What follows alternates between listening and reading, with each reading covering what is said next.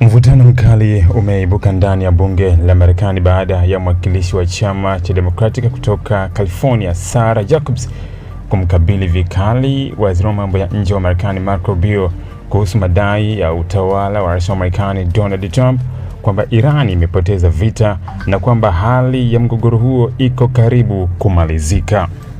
Mjadala huo ulifanyika wakati wa kikao cha kusikiliza bajeti ya Wizara ya Mambo ya Nje ya Marekani kwa mwaka wa fedha 2027, kikao kilichogeuka kuwa jukwaa la kuuliza maswali magumu kuhusu mwelekeo wa vita vya Marekani dhidi ya Irani, gharama zake, pamoja na mkakati mpana wa Washington katika Mashariki ya Kati.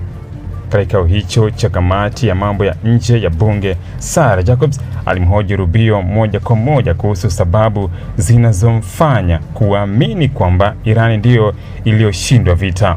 Akijibu, Rubio alisisitiza kuwa serikali ya Tehran ipo katika hali mbaya kiuchumi na kisiasa, akidai kuwa utawala wa Iran umeanza kupasuka kutoka ndani, huku kukabiliwa na mfumuko mkubwa wa bei, kuporomoka kwa thamani ya fedha yake, pamoja na uharibifu mkubwa wa miundombinu ya kijeshi kutokana na mashambulizi ya vita vilivyotokea. Rubio alieleza kuwa kwa sasa Iran inakabiliwa na kile alichokiita hali mbaya zaidi kuliko ilivyokuwa kabla ya vita kuanza, akisema uchumi wake unazidi kudorora huku shinikizo la vikwazo na uharibifu wa kijeshi vikizidi kuumiza taifa hilo.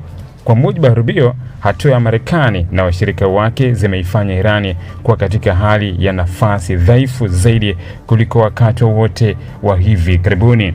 Hata hivyo, Jacobs hakukubaliana na hoja hizo na alijibu kwa kumshambulia Rubio kwa kile alichodai ni kujaribu kuwashawishi wa Marekani kwamba upande wa Marekani unaendelea kushinda huku wananchi wakiona athari tofauti nyumbani.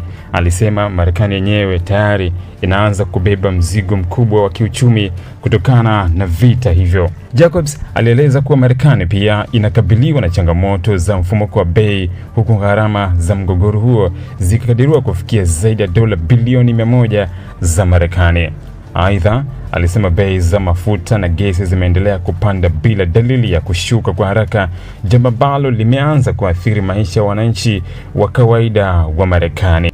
Katika kauli iliyozua mjadala mkubwa ndani ya kikao hicho, Jacobs alisema wazi kuwa Wamarekani si wajinga, akisisitiza kuwa wananchi wengi wanaelewa kwamba vita dhidi ya Iran bado havijaisha licha ya kauli za mara kwa mara kutoka kwa utawala wa Trump zinazoashiria mafanikio ya kijeshi. Kwa maoni yake, hali ya sasa bado ni hatari na inaweza kuendelea kwa muda mrefu zaidi.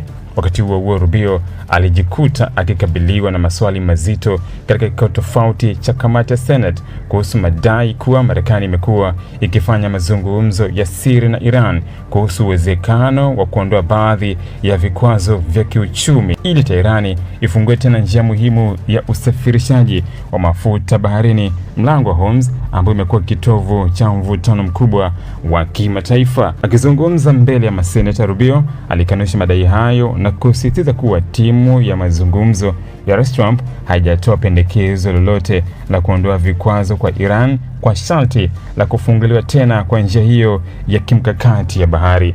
Kwa mujibu wa Rubio, mazungumzo yoyote yanayohusu kuondolewa kwa vikwazo yatawezekana tu ikiwa Iran itakubali kuachana na mpango wake wa nyuklia ambao Marekani imekuwa ikiutaja kwa muda mrefu kama tishio kwa usalama wa kimataifa. Rubio alisema wazi kwamba vikwazo vilivyowekwa dhidi ya Iran vilianzishwa kutokana na mpango wake wa nyuklia, hivyo kuondolewa kwake kutategemea moja kwa moja hatua za Iran kuhusu swala hilo. Wachambuzi wa siasa nchini Marekani wanaona kuwa ushuhuda wa Rubio mbele ya bunge unaweza kuwa mwanzo wa uchunguzi mkali wa kisiasa kuhusu namna utawala wa Trump unavyoshughulikia mgogoro huo mkubwa wa kimataifa. Pia kuna wasiwasi unaoongezeka miongoni mwa baadhi ya wabunge kwamba Marekani inaweza kujikuta ikiingia kwenye vita vya muda mrefu vyenye gharama kubwa kiuchumi na kisiasa, huku matokeo yake yakibaki kutokuwa wazi. Kadri vita vinavyoendelea na mvutano ukiongezeka katika eneo la Mashariki ya Kati, mijadala ndani ya Washington inaonyesha mgawanyiko mkubwa kuhusu ikiwa Marekani inaelekea kwenye ushindi wa kimkakati dhidi ya Iran au kama taifa hilo linaingia katika mgogoro mwingine mrefu wenye athari kubwa kwa uchumi wa ndani na siasa za kimataifa. Ili kuwa mwanafamilia bora wa Global TV, usisahau kusubscribe, like, kushare na kucomment. Baada ya kusubscribe, bonyeza alama ya kengele ili kupata taarifa kwa kila video inayopanda Global TV Online.